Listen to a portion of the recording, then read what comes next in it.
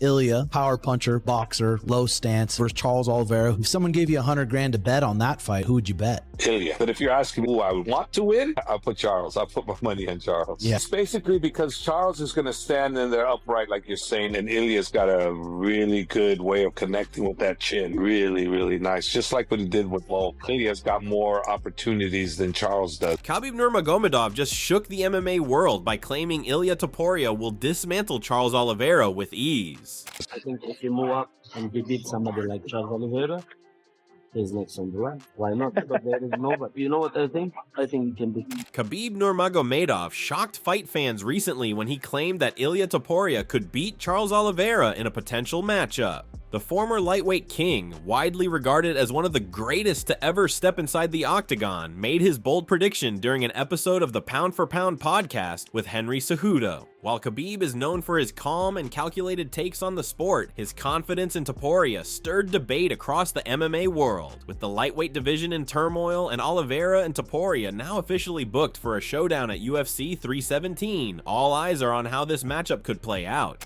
Have you seen this clip yet of Khabib talking about you or no? I have watched some of them. I watched with Henry, yeah. With him, you've seen this. Okay, play this clip, Rob, for the audience if they haven't seen it. Go for it.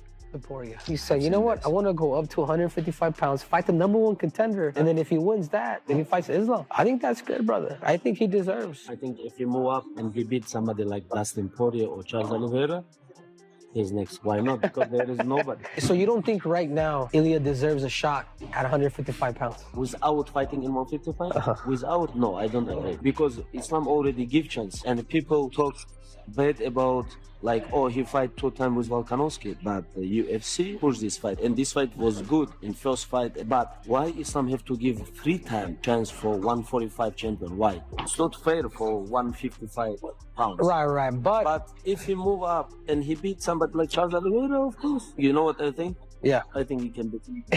Yeah. I think he can beat him. I like Charles, but I think so too. No, I think Ilia can beat him. Charles Oliveira, the former lightweight champion, hasn't fought since late 2024. His last performance, a win over Michael Chandler, reminded fans why he remains one of the most dangerous fighters at 155 pounds. Since that victory, Oliveira has been vocal about his desire for a rematch against Islam Makhachev, the man who submitted him at UFC 280. However, Oliveira's path back to the title has been anything but smooth, and things became more complicated when Ilia Topuria announced his intention to move up from featherweight to lightweight and chase championship gold. Charles Oliveira has been dropped by just about everybody that he's fought. What happens when you go up against a dude that's knocking people out, not TKOing people, knocking people out cold like Ilia Topuria? Ilia Topuria goes high-low. He can go to the body. He can go up top. We saw him one time at 155 pounds where he did get hurt, but the matador in him, he came back and he ended up knocking him out. Charles Oliveira is the bigger fighter, taking down Michael Chandler, taking down Justin Gaethje with those beautiful double legs. Charles Oliveira is the guy that has to make those adjustments. If not, it's going to be the double champ. It's going to be Ilia Topuria securing himself as a 2-division world champion. Topuria, who recently vacated his featherweight belt, made it clear that his eyes were on Makhachev. He and his team had no doubt that Islam was the target, yet Makhachev's camp reportedly showed no interest in granting Topuria an immediate title shot. They argued that the Georgian-born Spanish fighter hadn't proven himself at 155, especially since Islam had already faced 3 featherweights in his 4 title defenses, a pattern that some felt could hurt his legacy if continued. With Makhachev deciding to pursue the welterweight title instead, the UFC declared the lightweight belt vacant, opening the door for a new champion to emerge.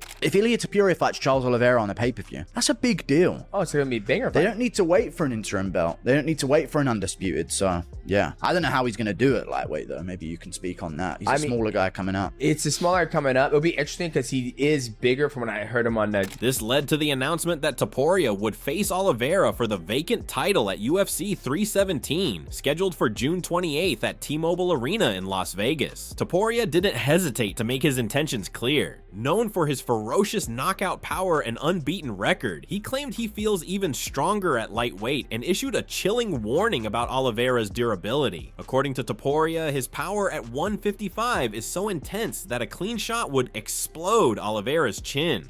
You are gonna see me at 155 that I'm gonna touch someone and I'm gonna take his lights out. I feel so powerful at that weight class, so stable on the ground. Do you wanna wrestle? Let's wrestle, no problem. And I have the gas tank for 5 days, not 5 rounds. Topuria's confidence isn't without reason. He holds 14 finishes and 16 wins, including spectacular performances in the UFC. He rose to fame after knocking out Alexander Volkanovski to claim the featherweight title and later defended it by handing Max Holloway the first knockout loss of his career. Even during his only lightweight appearance so far, he showed resilience. In his 2022 fight against Jai Herbert, Topuria survived a knockdown and came back to win by brutal knockout, demonstrating both durability and finishing instinct. Bueno, en primer lugar agradecerle a Charles, la verdad, por haber aceptado el reto, ¿no? Algo que Islam no hizo y tiene que pagar el precio por Islam. La verdad, me da mucha pena por Charles, pero bueno, al final del día es mi trabajo. Charles Oliveira tiene el mayor número de sumisiones en la UFC. Dijiste que querías someter a Makhachev, no sé si quieres doblar la apuesta con Oliveira y someterlo. No sé, con Oliveira la verdad que lo que sea menos doloroso para él, eso es lo que haré porque me cae muy bien.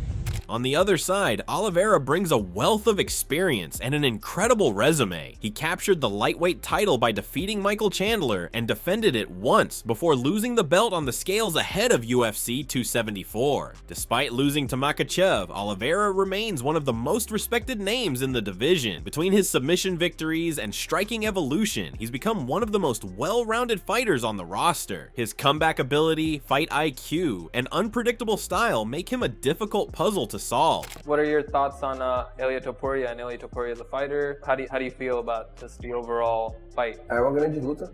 Ele é um grande lutador, mas eu não preciso provar mais nada pra ninguém de quem eu sou, o que eu já fiz, né, que vai dentro do cage. Essa outra chegou na oportunidade gigantesca. Eu vou nocautear esse cara. Essa é ela. He's gonna knock this guy out. Michael Chandler, who has fought Oliveira twice and came up short both times, offered insight into how challenging it is to beat the Brazilian. While Chandler acknowledged that Topuria might be the cleaner striker with greater knockout potential, he emphasized that Oliveira's overall game, including his toughness, is underrated. Chandler highlighted that Oliveira is not just a submission threat, but also an effective striker who can trade shots with the best in the division. Lightweight division is being turned on its head. Islam Makhachev vacated. He's going to welterweight. We have a title fight pretty much a month away exactly right now for the vacant belt between Ilia Topuria and Charles Oliveira. I guess, are you surprised this is the way everything played out, from Islam not keeping the belt and it being like an interim or something to the fight we ultimately got for the vacant title? No, I'm not surprised. You know, and I think maybe some of those rumors and stuff maybe played into my decision on why I wanted to fight Patty, why I wanted to get back in there. Obviously, if you look at the timing, I should have had a win against Oliveira. I messed that up. I should have had a win against Patty. I messed that up. I've had these great opportunities and they've just slipped through my fingertips. So if I would have beat Charles, I would be fighting Ilia for the title right now, you know, but this is the way the sport goes. I'm not surprised at all the craziness that's happening. I'm happy Ilia came up to 155. I'm happy Max is at 155. You got Poirier. Shoot, you got Poirier leaving the sport here in the next 6 weeks or whatever it is, which is crazy. You got Gaethje, you got Patty. There's a bunch of different stuff going on. So I'll be cage side for that fight to watch it, and we'll see how it plays out. Yeah, who do you think is going to win? Man, it's tough. You don't bet against freaking Charles Oliveira because he's so dang good everywhere, and he's a really hard guy to beat. With that being said, Ilia Topuria's got some crazy power in his hands and crazy accurate strikes. So it'll be very interesting to see how that fight goes. Mateusz Gamrot also shared his view. He leaned towards Oliveira in this matchup, pointing out that the Brazilian's natural size at lightweight could be overwhelming for Topuria. Gamrot argued that Oliveira has been in wars with elite lightweights for years, while Topuria is just now entering the division. He also mentioned that both men are dangerous strikers, but Oliveira's broader skill set and size could tip the scales in his favor. Next month, the lightweight championship is on the line. Ilia and Charles, who do you have? Very interesting matchup. Both guys has power and skills to get the win this fight. Like Ilia can knock him out, the Oliveira. He has heavy hands for sure. But also Charles Oliveira has a lot of good tools to beat Ilia in the ground, in the feet, everywhere. But I think Oliveira is really big guy. Ilia is short guy, and I think this is gonna be much different than the both guys. And I think that this is gonna be advantage for Charles Oliveira, and he can the win. Beneil Dariush, another top contender who was finished by Oliveira, reinforced this idea. He noted that Oliveira's clinch work, knees, and wild exchanges can disrupt traditional boxers. I think Charles is really tough. I think he's got a good chin, he's got good jiu-jitsu, he's got great striking, and what's going to be difficult for Ilia is Charles's striking is, I think, really dangerous against boxers, against good boxers. The way he throws his knees, the way he, clinches, and those are things you can do to slow down Ilia. Because, for example, a good boxer will dip low to fake or feint to go get in on the inside, and that's times where Charles will just raise his knee and mess with your timing, or throw a kick, things like that. So I think the fight's a lot closer. I understand why people are favoring Ilia, and I think if you had to ask me, I probably would favor him as well. But I don't think it's gonna be like, oh, he's gonna walk through through Charles like everybody thinks.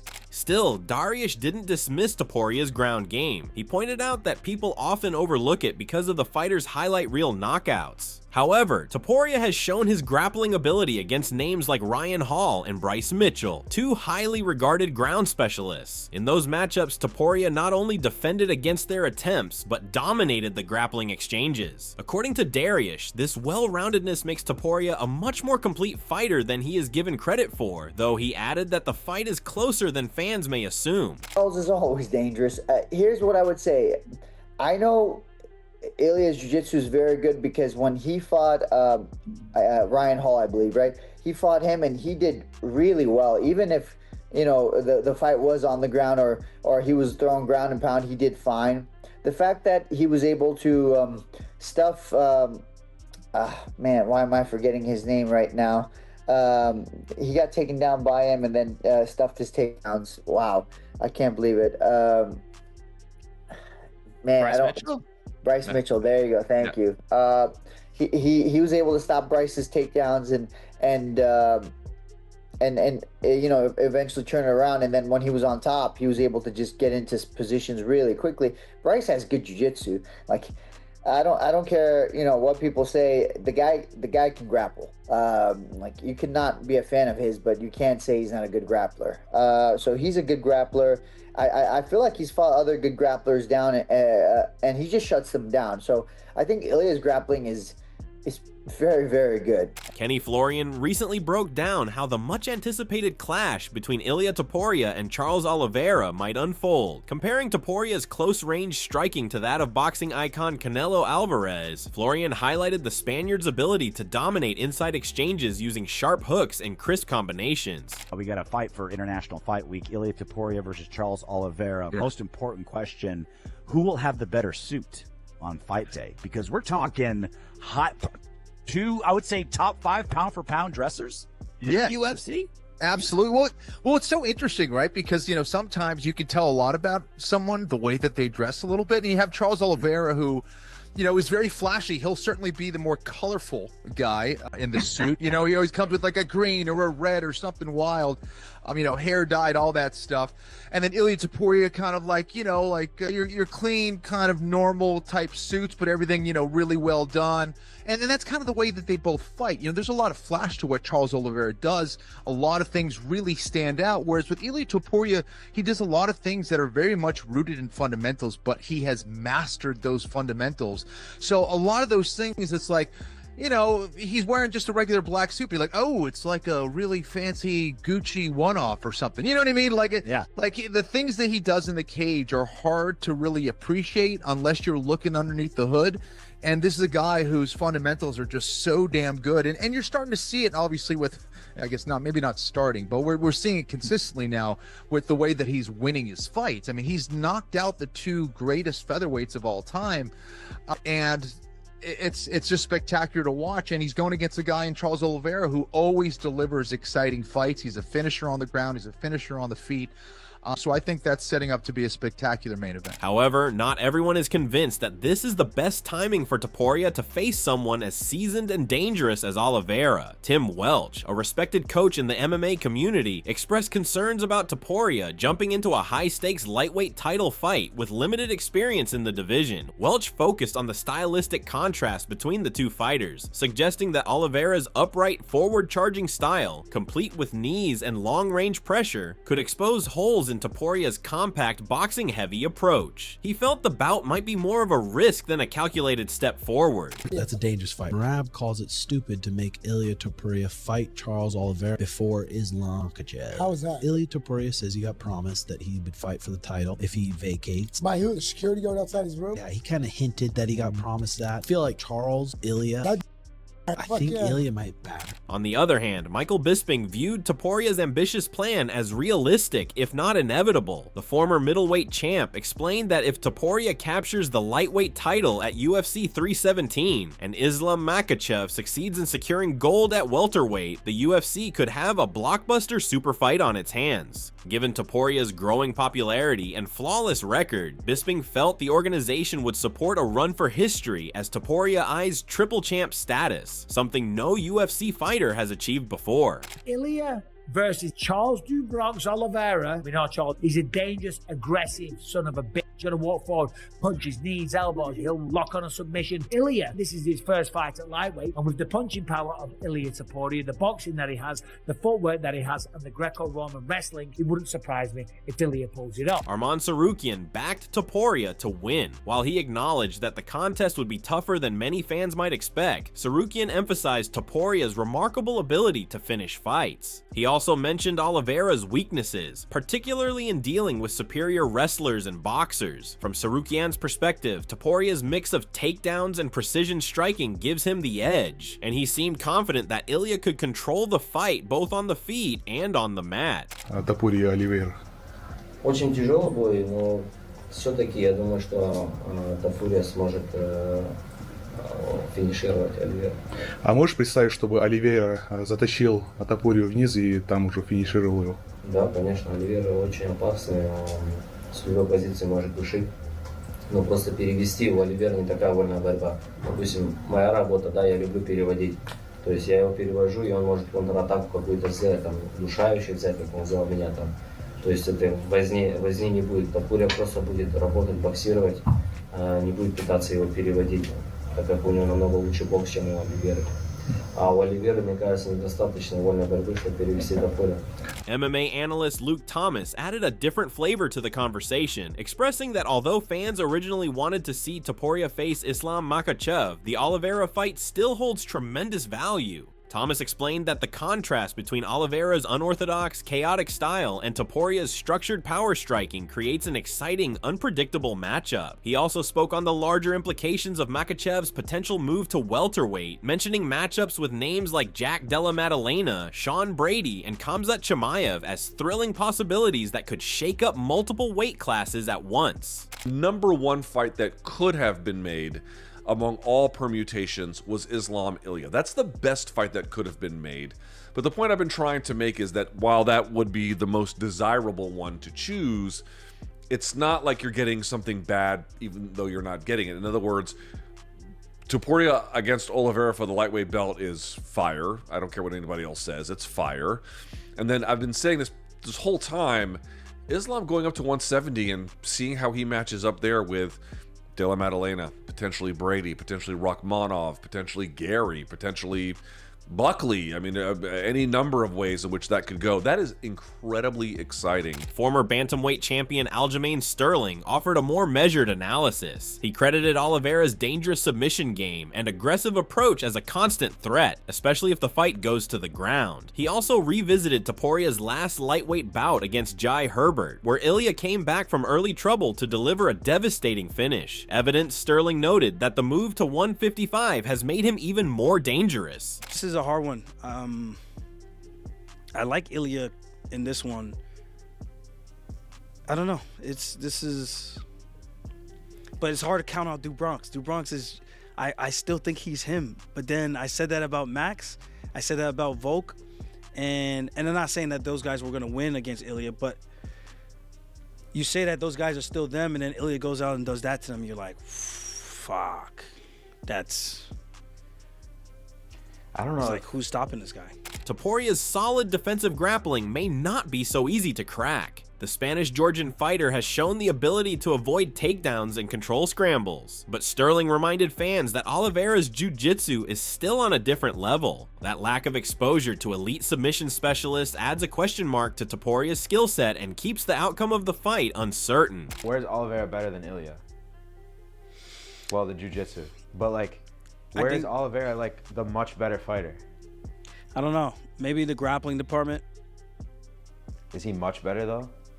I don't know. We haven't really seen Ilia's grappling, so it's really hard to say. I mean, he got that one choke against Bryce Mitchell, but outside of that, I mean, he had a little bit of a grappling exchange, but it was a short notice fight against Yusuf Zalal in his debut, and that was a really close fight, a little bit of some back and forth. But where Oliveira is the best, I think, is his grappling, but he's also relies so much on his toughness, his chin, willing to go forward, step into the fire, willing to take one and give one. But I don't know if Ilia is the guy you want to take one to give one with. That's just not this just doesn't seem like the guy you want to exchange punches with. Justin Gaethje also shared his thoughts, taking a more optimistic stance on Topuria's move up in weight. Gaethje, who knows a thing or two about violent wars in the octagon, praised Topuria's performance at featherweight, especially his impressive finish of Max Holloway, and saw the lightweight transition as a natural progression. He believes every great fighter eventually needs to take bold steps, and Topuria is simply following that legacy of daring ambition. Coming up to lightweight is not a factor. I think we saw that with Max Holloway. The only guy that put me to sleep was a featherweight, so that shit don't work. It's crazy. It's a crazy game. I think the confidence that he has right now is probably what he's got going for him the most. I think his ability to stay in position and create leverage and power in his shots and move forward. He moves forward in great position. I think that, like I said earlier, all the champions are moving forward, for a significant amount of time. So I think he's a force to be reckoned with. Absolutely. He's very dangerous, very confident. And we'll see how it goes. Styles make matchups. We'll see what kind of matchup he gets. How much is your... Meanwhile, Joe Rogan stirred debate with a more cautionary take. Before the fight was even officially announced, Rogan warned of the real threat Oliveira poses. While he admired Topuria's fluid striking and timing, Rogan argued that Oliveira's physical advantages, particularly his height and reach, could give the Brazilian a key edge. Speaking during one of his Fight Companion episodes, Rogan suggested that Oliveira remains one of the most dangerous and underappreciated fighters in the sport, and he urged fans not to overlook the challenge Topuria faces just because of his undefeated streak. But I like what you were saying, Topuria versus Oliveira. Your first introduction at 55, he's kind of the, Oliveira's so tall and dangerous. So dangerous everywhere, dangerous striking, huge reach advantage. Yeah. But if you're Topuria, you're not going to go up to 55 without some sort of guarantee, because remember, he's giving up the belt, so he's not getting pay-per-view points. But it's his idea.